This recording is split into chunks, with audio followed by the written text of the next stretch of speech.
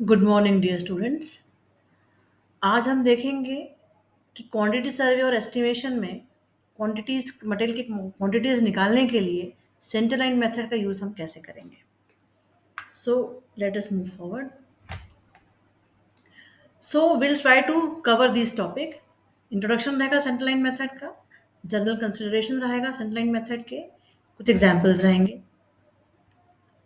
सो centre line method में basically हम जो भी वॉल्स हैं उनकी सेंटर लाइन लेंथ निकालने की कोशिश करते हैं, कितनी है लेंथ, और चाहे वो शॉर्ट वॉल्स हो चाहे लॉन्ग वॉल्स हो निकाल लेते हैं। और इन सब में ये कंडीशन होनी चाहिए कि जो भी जिनकी भी सेंटर लाइन जिन वॉल्स की डिटरमाइन कर रहे हैं वो सारी वॉल्स सबकी फाउंडेशन और फुटिंग्स और वॉल्स सेम टाइप की हो। तो उस केस में हमारे को कैलकुलेशन बहुत इजी पड़ जाता है। तो केवल टोटल सेंटर लाइन निकालेंगे और उसमें रिस्पेक्टिव ब्रेथ और विड्थ का हाइट का सॉरी ब्रेथ और हाइट का मल्टीप्लिकेशन कर देंगे। लेकिन इस केस में आपको कुछ कंसिडरेशंस भी करने होंगे।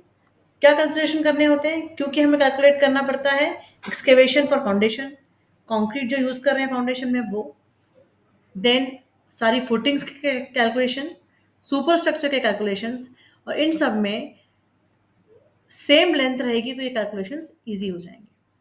नाउ इसमें कुछ थोड़े से डिफरेंसेस भी होंगे जो क्रॉस वॉल्स और नंबर ऑफ जंक्शंस पे डिपेंड करेंगे। किस तरह का जंक्शन है, क्या वो एल जंक्शन है, क्या वो टी जंक्शन है, क्या वो क्रॉस जंक्शन है, उसके बेसिस पर हम स्पेशल कंसिडरेशन करके जो कैलकुलेशंस हैं उसमें जो ओवर कैलकुलेशन हो रहा है उस पार्ट को कम कर सकते हैं।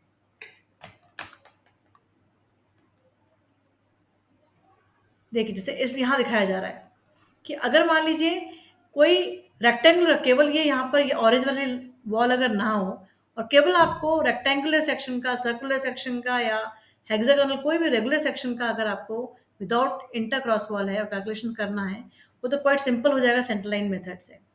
लेकिन जहाँ पार्टीशन वॉल्स हैं यहाँ पर आपको स्पेशल कंसिडरेशन करना पड़ेगा। जैसे इस केस में मुझे यहाँ दिख रहा है कि इस पर्टिकुलर पोर्शन में आप देखेंगे तो डबल कैलकुलेशन हो रहा है वॉल का। एक बार हम यहाँ भी कैलकुलेट कर रहे हैं हॉरिजॉन्टल वॉल में भी, और एक बार हम वर्टिकल वॉल में भी कर रहे हैं।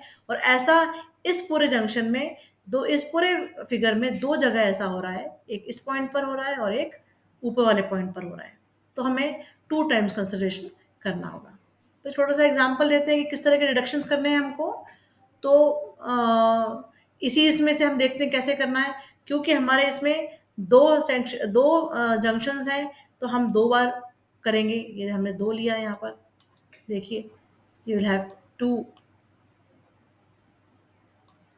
Into half is equal to one breadth. तो ये हम वन ब्रेथ का उसमें से डिडक्शन करेंगे। देखिए यहाँ पर हाफ ब्रेथ यहाँ पर नीचे और हाफ ब्रेथ यहाँ, हाफ ब्रेथ हम ले रहे हैं यहाँ पर इस लोकेशन पे, और हाफ ब्रेथ का लोकेशन हमारा यहाँ पर आ रहा है। इसको हमने दोनों को अगर कंबाइन करेंगे तो वन ब्रेथ हो जाएगा।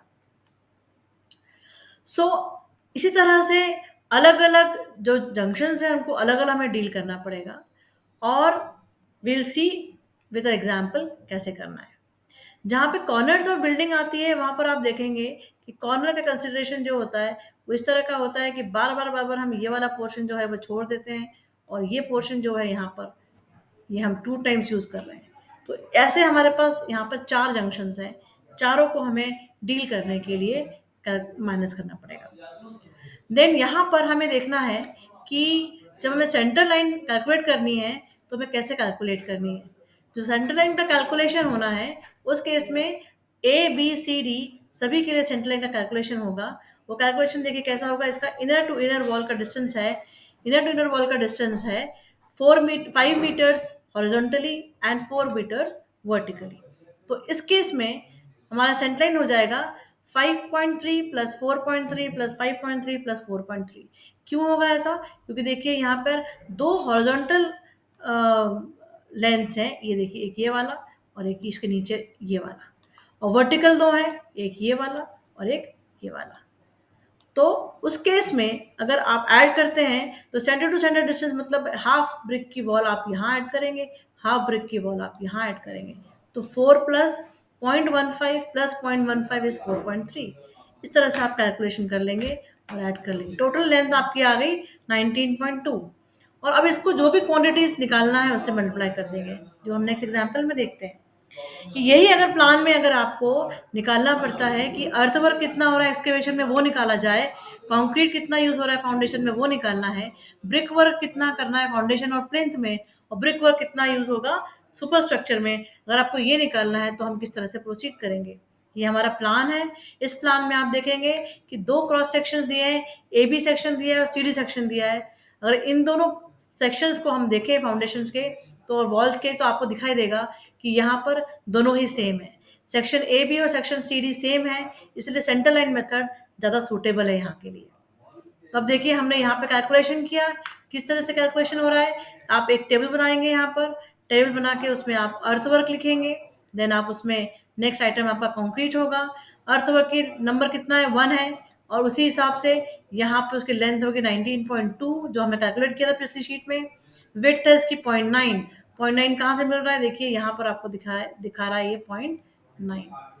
देन आप देखिए हाइट कितनी है उसकी, हाइट या डेप्थ कह लें हम उसकी 0.9, क्योंकि टोटल प्लिंथ लेवल तक हमें खुदाई करनी होगी।